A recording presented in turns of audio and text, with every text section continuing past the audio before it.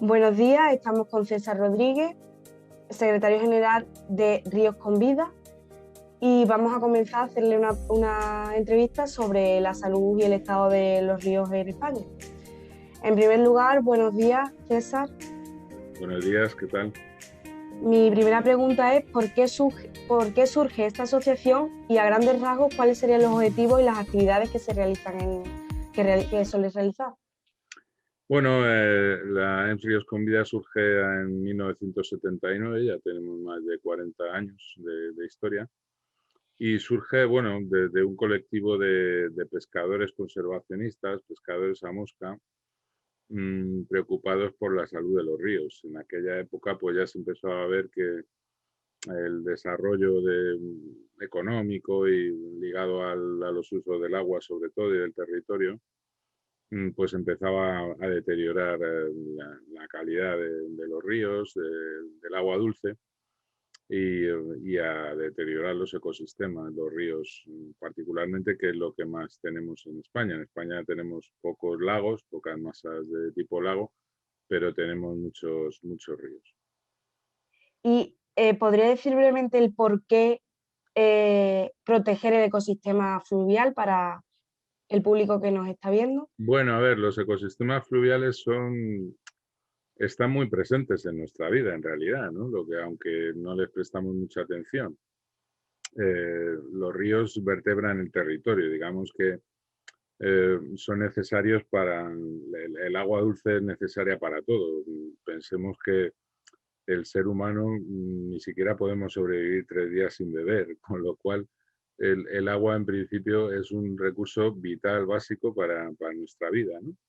Pero luego también es un recurso fundamental para las actividades del ser humano, para la agricultura, para el sector primario, la agricultura, la ganadería, pero también para la industria, también para los servicios.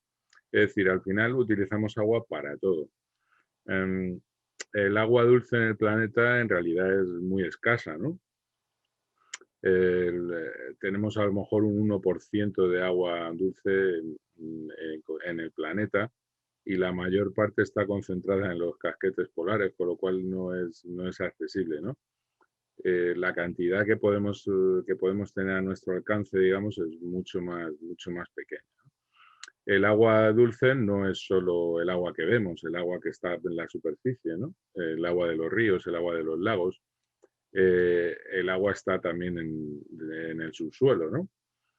Pero aunque muchas veces ese agua surge en manantiales, en fuentes y demás, muchas veces no es tan accesible, no es tan fácil utilizarla como la que ya corre por la superficie, ¿no? De ahí que la humanidad siempre ha utilizado los ríos y se ha asentado alrededor de los ríos. Casi todas las poblaciones de cierta importancia en todo el mundo están asentadas al lado de un río o cerca de un río. Entonces, bueno, en realidad los ríos son la vena del territorio y son fundamentales para nuestra vida, aunque no nos demos cuenta, ¿no? Y centrándonos en el territorio español, ¿cuáles son los ríos en España ahora mismo que están en peligro y por el contrario con los que cuentan con mejor salud? Bueno, en nuestro país tenemos unas masas de agua bastante deterioradas, ¿no? Ahora se está haciendo una evaluación en un ciclo de planificación hidrológica que abarca 6 años, que es donde, para entendernos, se decide en qué se usa el agua disponible, ¿no? Estos planes hidrológicos, desde hace 20 años más o menos, desde la aprobación de la Directiva Marco del Agua Europea, pues lo que deben perseguir es el buen estado ecológico de las masas de agua. Y para eso, pues se tienen que establecer unos objetivos ambientales que tienen que alcanzar las masas de agua. Hay un diagnóstico de los problemas previamente, lógicamente, ¿no? Se ve un poco, pues, qué problemas tienen las masas de agua, de contaminación, de regulación por presas, de todo tipo de cosas que le puedan afectar. Pensemos que las masas de agua se ven afectadas por todo. Por ejemplo, en una cuenca hay un incendio, pues eso al final va a llegar al río. En una cuenca hay una contaminación en un punto alto, pues todo va a llegar al río porque el río al final recoge por gravedad toda el agua que se desliza a través del territorio, ¿no?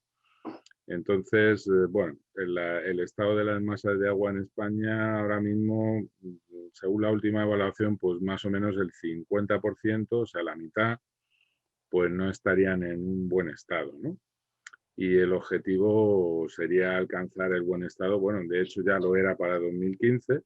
Hemos ido dilatando, prorrogando esos objetivos hasta 2021 y ahora este año pues habrá unos nuevos planes hidrológicos donde se definirán nuevos objetivos de mejora del estado ecológico y se tienen que poner una serie de medidas para conseguirlo, claro.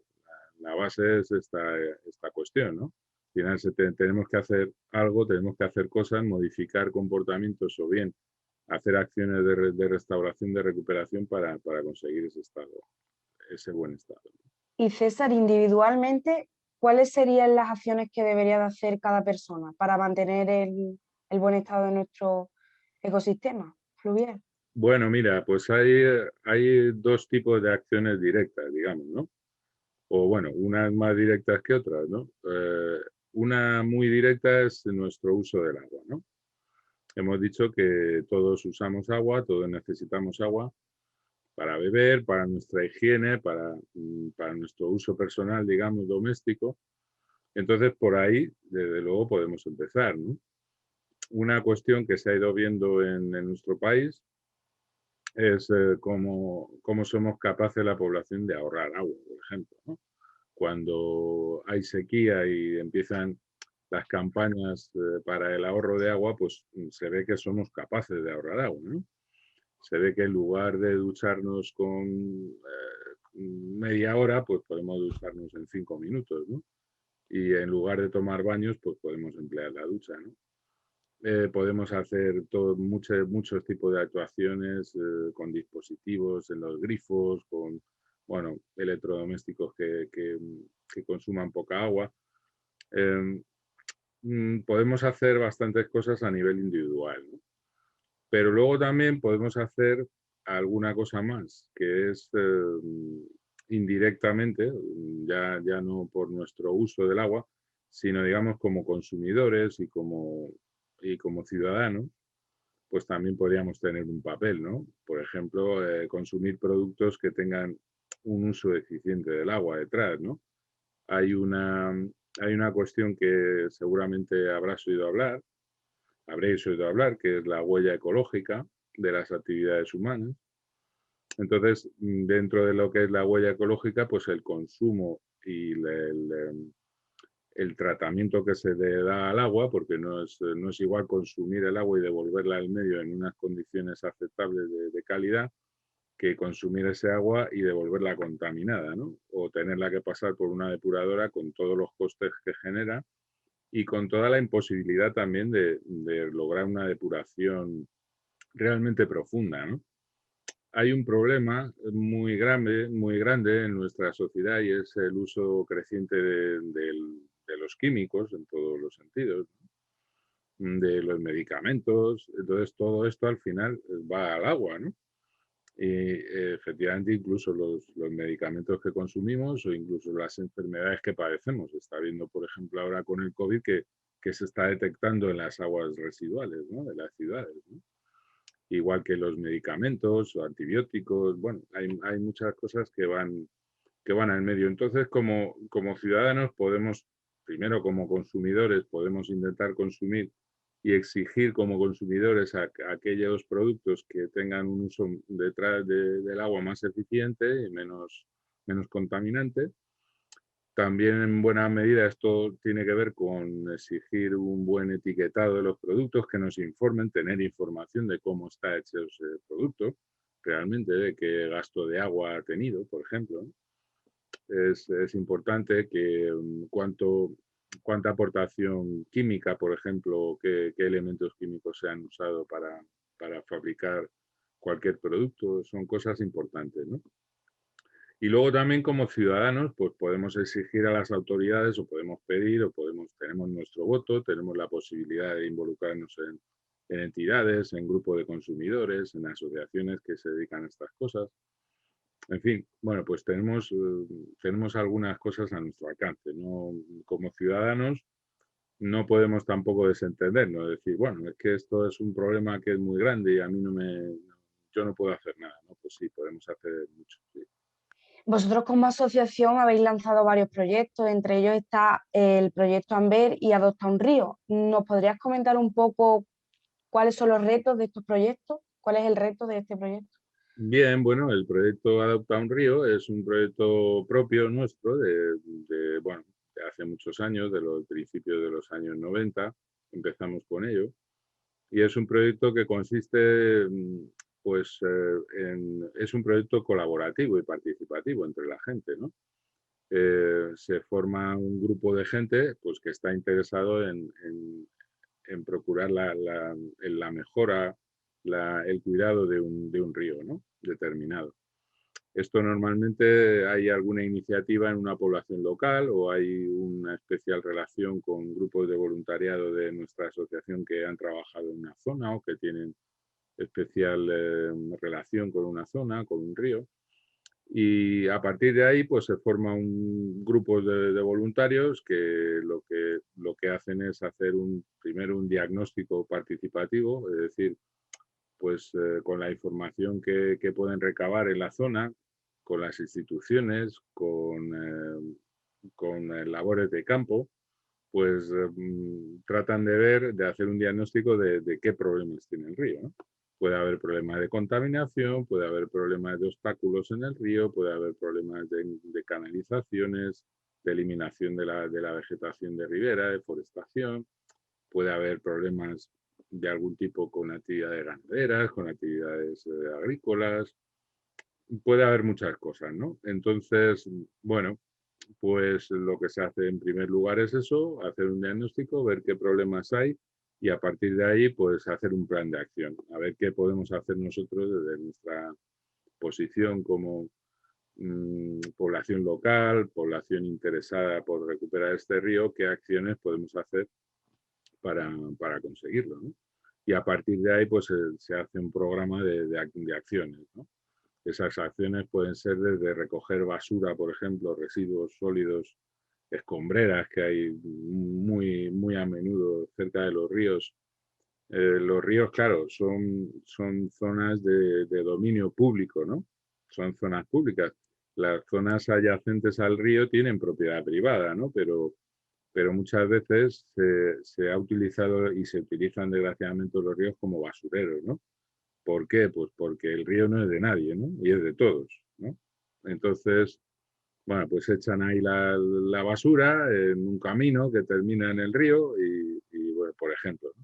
Eso es una cosa muy típica, vertido de todo tipo, ¿no? Entonces, bueno, pues se programan acciones de este tipo o de limpieza de residuos, de plantación, por ejemplo, de vegetación de ribera en sitios donde ha sido eliminada, de recuperación de las orillas, de las márgenes. Porque claro, cuando un río, el río está también protegido por una vegetación, por una orla de vegetación alrededor, ¿no?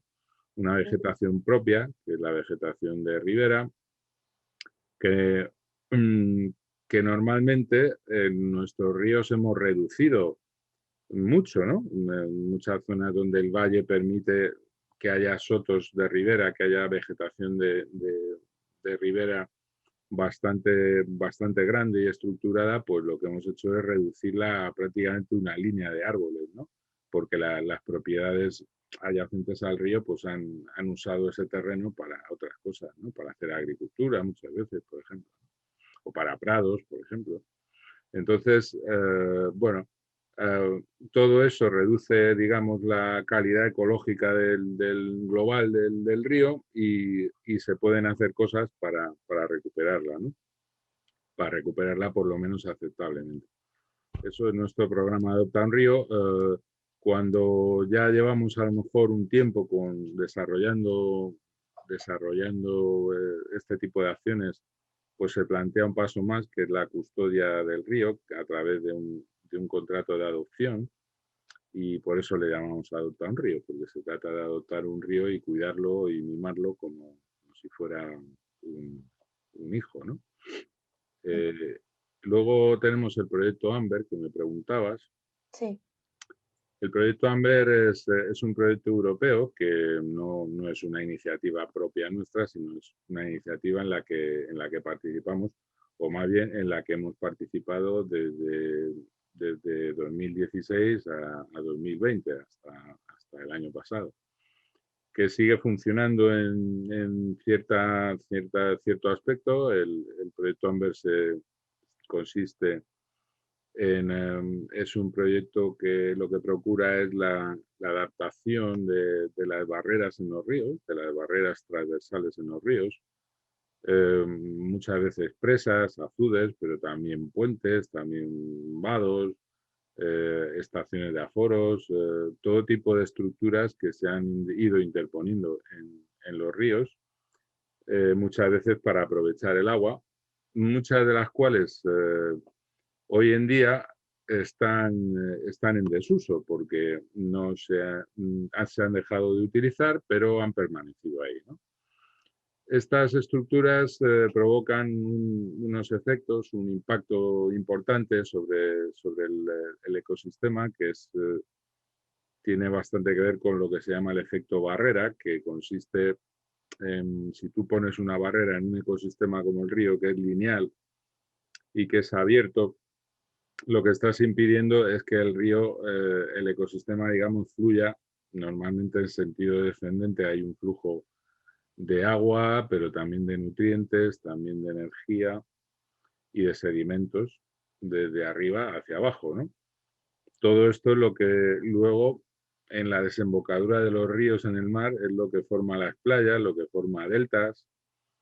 ¿Qué se puede ver? Pues, por ejemplo, las barreras más grandes, las presas que hemos construido para usar el agua, para almacenar y usar ese agua, para muy diversos usos. Mm, ¿Qué ocurre? Pues esas barreras no solo retienen el agua, también retienen ese flujo de energía, de sedimentos, de nutrientes. Entonces, al atrapar, por ejemplo, los sedimentos, estamos quitando sedimentos de las zonas bajas y de los deltas de los ríos, ¿no? ¿Qué está pasando? Pues que eso al final, al cabo de una serie de años, los ríos son ecosistemas muy dinámicos, se mueven muy deprisa, ¿no? Digamos, evolucionan muy rápido. Y lo que está pasando bueno, pues, por ejemplo, al cerrar un río con muchas presas y detener esos flujos, se pueden perjudicar, por ejemplo, las zonas de pesca de la costa, porque las aguas de los ríos y los sedimentos fertilizan las aguas costeras, ¿no? Entonces, hay muchas especies de peces, por ejemplo, que hacen sus puestas en las zonas ya de agua dulce o de agua salobre, que no es agua salada enteramente, y hay muchas especies de peces otro tipo de fauna que se mueven del mar al río y viceversa, ¿no? Entonces, al cortar los flujos, los ciclos vitales de todas estas especies, lo que hacemos es empobrecer el ecosistema y podemos llegar a extinguir especies. Así en España, por ejemplo, se ha llegado a extinguir el esturión europeo que vivía en nuestros ríos. En el último río que vivió fue el Guadalquivir y alrededor de los años 60-70 acabamos con él porque habíamos metido una serie de presas que impedían el desarrollo de su ciclo reproductivo. Simplemente son especies que tienen que remontar el río para poner sus huevos en el río y luego son especies que viven en el mar, ¿no? De adultos. Eso pasa con los salmones, pasa con las lampreas, con los sábalos, con un montón de especies. También hay otras especies que hacen lo contrario, que crecen en el río y ponen los huevos en el mar, como las anguilas, por ejemplo, ¿no?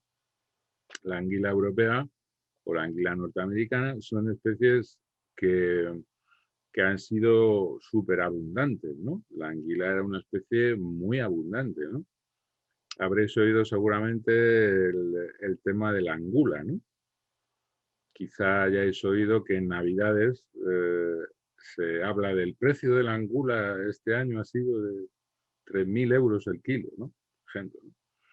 ¿Qué son las angulas? Pues las angulas son los alevines de la anguila que se han reproducido los adultos en el mar de los Sargazos por allá por el Caribe y han vuelto, han retornado hasta las costas europeas y se han distribuido por los ríos. Entonces, al entrar en los ríos, son todavía unos peces muy pequeños, serpentiformes, con forma de serpiente, y prácticamente translúcidos. Entonces, eso retornaba por millones, ¿no? de individuos a los ríos europeos para entrar en esos ríos y allí crecer, no reproducirse, crecer, alimentarse. ¿Qué pasa? Que al poner obstáculos en el camino de todo ese ciclo, pues impedimos esos movimientos tanto ascendentes por el río, como lo de los salmones, por ejemplo, reproductores, como descendentes por el río, como los alevines de salmón, pero también las anguilas adultas que van a reproducirse a los sargazos, ¿no? Entonces, bueno, hay muchas implicaciones de todo esto. Realmente, claro, hemos hecho presas, digamos, sin conocimiento, aún sabiendo que esto traía problemas, traía impactos, pero bueno, pues la sociedad, digamos, ha dicho, bueno, pues vamos a hacer presas porque es rentable, porque necesitamos el agua dulce para regar, para producir electricidad. Y bueno, ¿qué ocurre? Pues que en España hemos hecho muchísimas presas. Somos campeones de Europa de presas por superficie, por habitantes. Y en el mundo estamos muy cerca de los primeros puestos, ¿no? Para la superficie que tenemos en España de país, de territorio, mm, España es de los países que más obstáculos ha puesto en los ríos, ¿no? Y no estamos hablando solo de grandes presas, ¿no? Sino también de muchas pequeñas estructuras, ¿no? Como decíamos. ¿Qué ocurre? Que, claro, una estructura más pequeña pues no tiene la misma capacidad de alterar el ecosistema, no es una barrera tan grande, ¿no? Pero, eh, por ejemplo, para cierta fauna, como los peces, pues un obstáculo de más de 30 o 40 centímetros vertical en un río, pues puede ocasionar bastantes problemas, ¿no? Esto es lo que estamos viendo y es una cosa bastante estudiada ya hoy en día. Entonces, bueno, pues es bastante importante que además lo que no usamos y lo que convertimos, digamos, en basura, en residuos de hormigón en los ríos, pues vayamos teniendo la capacidad de removerlo y de quitarlo, porque además es lo que dice nuestra legislación. Nuestra legislación de aguas dice esto desde toda la vida, de siempre, igual que dice otras cosas, que habla de cuidar el medio, el dominio público. Tenemos legislación que habla de pasos para peces desde hace prácticamente un siglo o más, ¿no? Pero hemos incumplido muchas cosas de estas, ¿no? ¿Por qué? Porque al final pues todo esto suponían medidas y suponía dinero, ¿no? Y entonces pues era más fácil ahorrárselo si no había una presión social, aunque tuviéramos leyes puestas en un papel, pues muchas veces el papel lo aguanta todo, pero luego si no lo cumplimos, pues se convierte en papel mojado, ¿no? Y antes hablabas de un diagnóstico de los ríos. ¿Cómo se hace una evaluación correcta del estado de un río? ¿Cómo sería el proceso para hacer la evaluación? Bueno, es un asunto bastante complejo, bastante técnico. Se utilizan lo que se llaman los indicadores de distinto tipo, ¿no? Hay indicadores físico-químicos y hay indicadores biológicos. Los físico-químicos pueden ser pues desde variables muy sencillas del tipo de agua y de la calidad de agua que tenemos, como puede ser el pH, como puede ser la conductividad eléctrica, como puede ser el oxígeno disuelto, que es bastante crucial para la fauna, en concreto para la fauna acuática, porque la fauna acuática se define porque vive dentro del agua y respira el oxígeno que hay dentro del agua, ¿no? Entonces, bueno, la fauna anfibia todavía puede respirar oxígeno aéreo, ¿no? Pero la fauna acuática tiene que cogerlo de la que hay disuelta en el propio medio acuático, en el agua, ¿no? Entonces, Estos son, bueno, pues hay muchos parámetros de calidad, ¿no? Muchas variables, pero bueno, sería un poco lo que es el cuerpo de indicadores físico-químicos, la temperatura también, que es bastante fundamental, y luego estarían los indicadores biológicos, que para esto se utilizan un indicador o un bioindicador que se dice en este caso, pues sería aquel que nos da mucha información y que resulta sencillo de medir, digamos, relativamente sencillo de medir, pero que nos recoge información de eso, de cómo está el ecosistema, ¿no? Un grupo de bioindicadores muy importantes son los que se llaman los invertebrados acuáticos, o en este caso técnicamente se dice los macroinvertebrados, porque son invertebrados que se pueden ver a simple vista, ¿no? Son pequeños, generalmente tienen un tamaño pequeño, pero se pueden ver a simple vista. Por eso se dicen macroinvertebrados. Entonces, dentro de este grupo de animales hay muchísimas especies, hay muchísimas familias, pero se han elaborado índices para medir su adecuación, o sea, el tipo de agua que tenemos y el grado de calidad de ese medio acuático, ¿no? Hay unos índices que se están utilizando de hace ya bastantes años y que están muy homologados y que se ve que funcionan. Y eso es lo que usan nuestros organismos oficiales, nuestras administraciones y también a todo nivel los estudios de calidad de agua que se hacen para medir el estado ecológico, ¿no? Y además de esto, luego estarían otros bioindicadores un poco más grandes, que serían, por ejemplo, los peces, ¿no? Los peces son importantes porque son más integradores de lo que está sucediendo, ¿no? Por ejemplo, de ese efecto barrera, ¿no? El efecto barrera de un montón de obstáculos artificiales puestos en un río no te lo mide muy bien los macroinvertebrados, porque tienes macroinvertebrados aquí, encima de la barrera, pero también los tienes abajo, ¿no? Otra cosa es que sí que te mide la alteración ecológica que crea esa barrera. Si yo aquí en este embalse, por ejemplo, cojo el agua y me la llevo por otro lado, y el tramo que hay aguas abajo lo dejo seco o lo dejo en unas condiciones peores, pues eso sí que lo va a registrar esos macroinvertebrados, ¿no? Pero no me va a registrar, digamos, lo que es el efecto de barrera, ¿no? La dificultad de conectar unas zonas del río con otras y de moverse a lo largo del río. Eso lo van a detectar, por ejemplo, mejor los peces, ¿no? Los peces, de hecho, son indicadores obligatorios para la Directiva Marco del Agua, aunque en España y en Europa en general todavía no se han aplicado de una manera clara y bien aplicada a la medición del estado ecológico, ¿no? Porque tienen problemas, ¿no?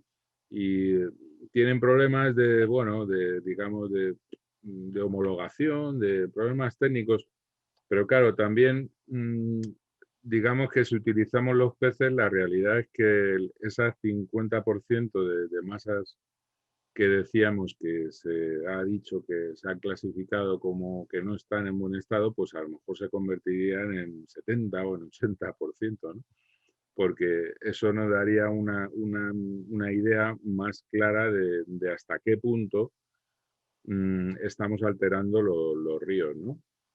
La verdad es que a nivel de Europa bueno, incluso a nivel del planeta, hace poco están saliendo artículos sobre esto eh, y la verdad es que es muy significativo, ¿no?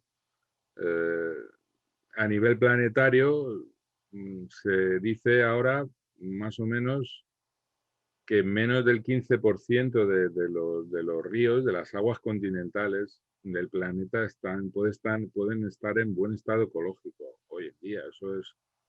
Eso seguramente se acerca más a la realidad que ese 50% que hablábamos. Y se ha visto porque, bueno, por ejemplo, más del 75% de las poblaciones de peces migratorios en el planeta están en peligro de extinción. Más del 75%. Y en Europa más del 90, el 93% se dice, ¿no? Esos son indicativos, son hechos que nos están hablando de hasta qué punto estamos alterando los ríos, ¿no? Especialmente las aguas dulces, las aguas continentales y en concreto los ríos, ¿no? Son cifras muy, muy escandalosas. Nosotros en el proyecto AMBER hemos recopilado los datos, los inventarios de obstáculos que hay en los ríos europeos. Nos han salido más de 630.000 obstáculos más o menos inventariados, pero hemos hecho estudios para calibrar hasta qué punto esa información puede estar ajustada a la realidad. Hemos hecho estudios de campo para ver si los inventarios tienen una cifra más o menos exacta o más o menos aproximada de las barreras que realmente existen en el río, ¿no? Y lo que en los ríos. Y lo que hemos visto con esos estudios, que han sido de muestra, pues 5 ríos en cada país. Nos hemos recorrido 20 kilómetros de río en continuo en 5 ríos en cada país.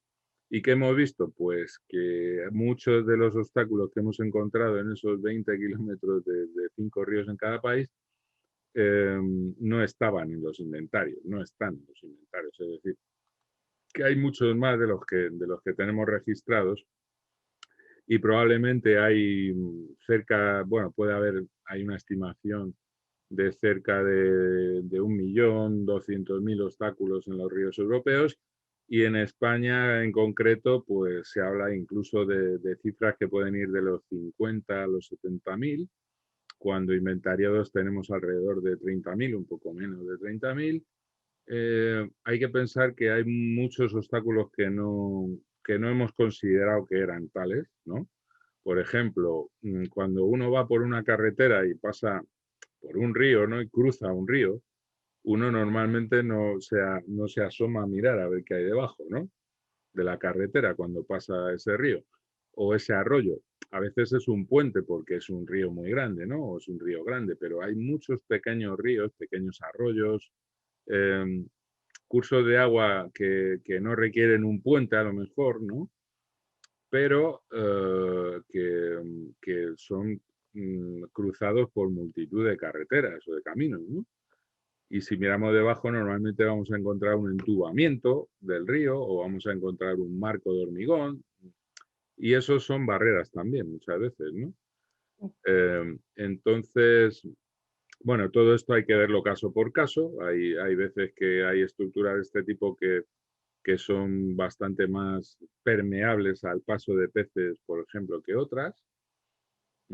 Pero bueno, hay una problemática muy grande y lo que hemos visto es que en España probablemente, bueno, en Europa se habla de más o menos un obstáculo igual cada kilómetro de río, ¿no?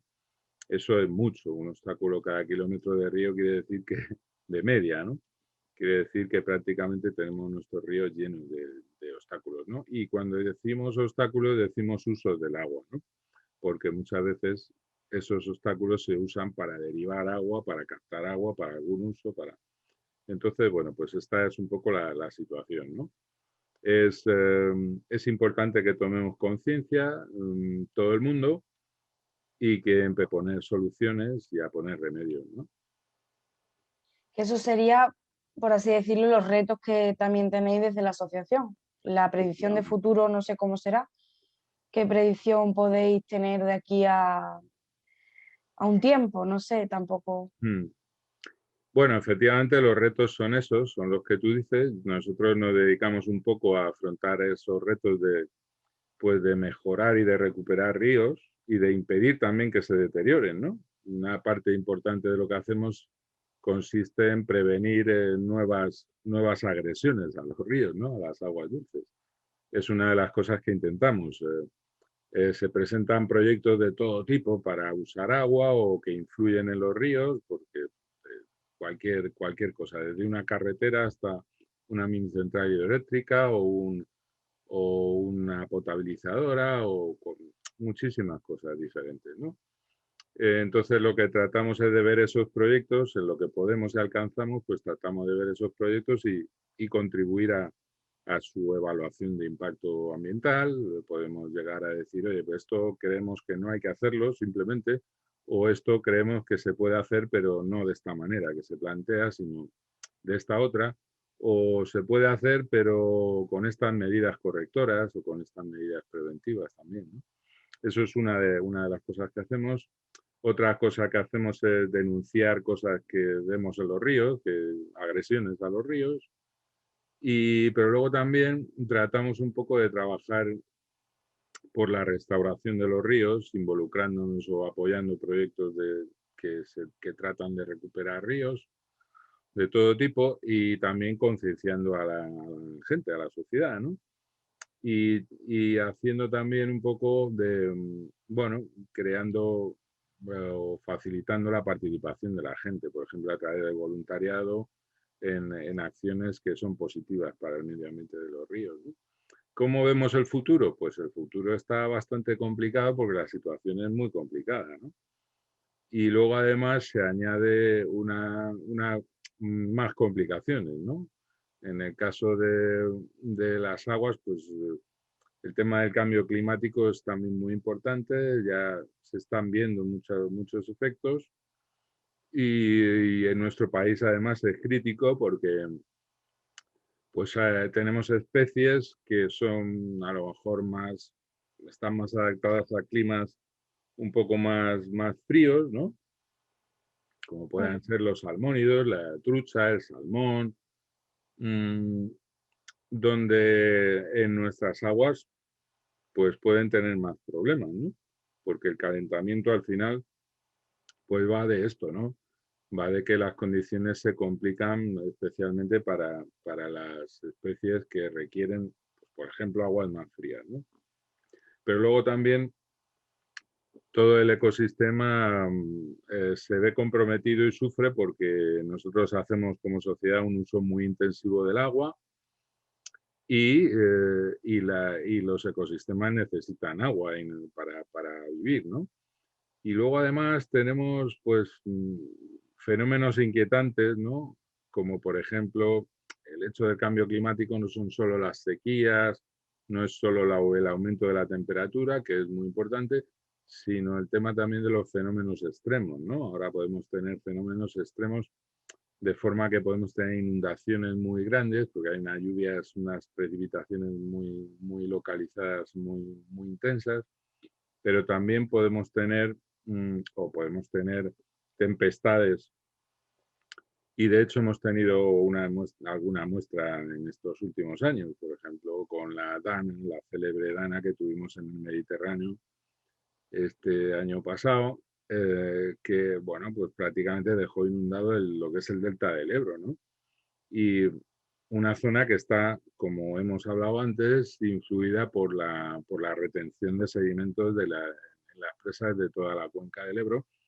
Y que, claro, está una cosa relacionada con la otra, evidentemente. Si el mar, los océanos pueden ascender el nivel, ¿no? Pueden subir el nivel del mares. Si tenemos fenómenos cada vez más impredecibles y más intensos, y si encima pues seguimos haciendo lo que estábamos haciendo hasta ahora, pues podemos tener un índice de riesgo muy elevado sobre los ecosistemas, ¿no?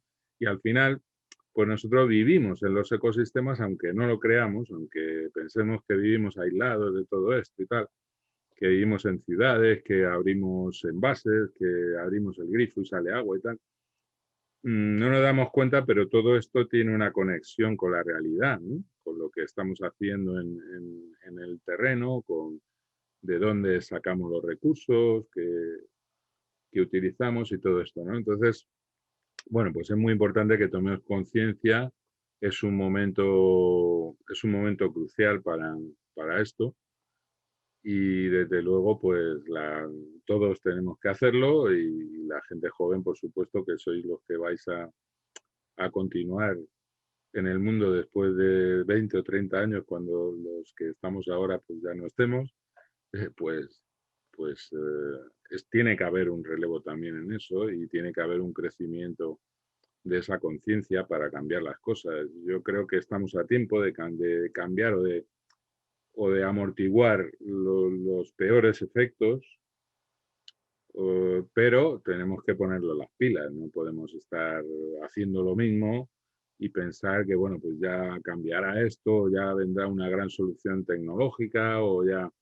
No, porque realmente no eso...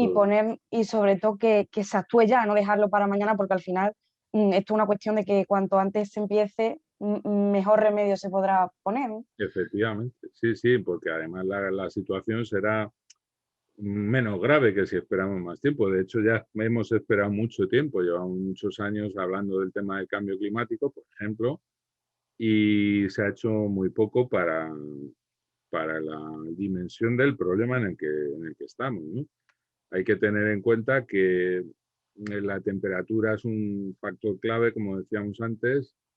El ascenso de 2 o 3 grados, ya no digamos en la temperatura media del planeta, supone unos aumentos muy grandes a nivel local, que es donde tenemos los fenómenos de extinción de especies, de deforestación, de gente simplemente que ya no tiene agua para vivir en una zona del planeta. Esto lo estamos viendo, por ejemplo, en la zona ecuatorial, en África, está pasando desde hace ya tiempo, ¿no? Y, y podemos tener muchos problemas, ¿no? Incluso en los países estos ricos, ¿no? Que, bueno, que ricos es un poco una forma de hablar, porque aquí pues también vivimos en una sociedad más cómoda, seguramente, pero eso no quiere decir que seamos ricos en todo y que tengamos las cosas fáciles, ¿no? En absoluto, ¿no? Así que, bueno, pues yo os animo a todos y a todas a que actuéis, a que os concienciéis, a que os informéis. Es muy importante estar informado y bien informado porque hay corre mucha porquería. Desinformación. Exactamente, hay no solo cosas inconscientes, ¿no? Que la gente extiende, rumores absurdos, ¿no? Sino que, bueno, pues esta desinformación también muchas veces es interesada. Incluso es interesado el hecho de crear desinformación, porque cuando se crea mucha desinformación, pues ya se crea mucha inseguridad sobre lo que es real y sobre lo que es ficticio, ¿no? Sobre lo que es verdad y sobre lo que es mentira. Entonces hay que escarbar, al final la información está ahí, lo que pasa es que hay que encontrarla y hay que acudir, y hay que tener una mentalidad crítica también, ¿no? No es que, bueno, pues resulta que toda la información que nos viene digamos, del cuerpo más aparentemente homologado y que nos puede dar más crédito, pues también hay cosas que a lo mejor no están del todo ajustadas y hay que irlas revisando, o sea que tenemos que mantener eso también, ¿no? Es importante. Pues nada, ha sido un placer, César. Creo que ha dicho cosas muy interesantes y yo encantada de haberle podido hacer esta entrevista para Ahora Campo y muchísimas gracias. Muy bien, pues a ti, Silvia, y a todos y a todas los que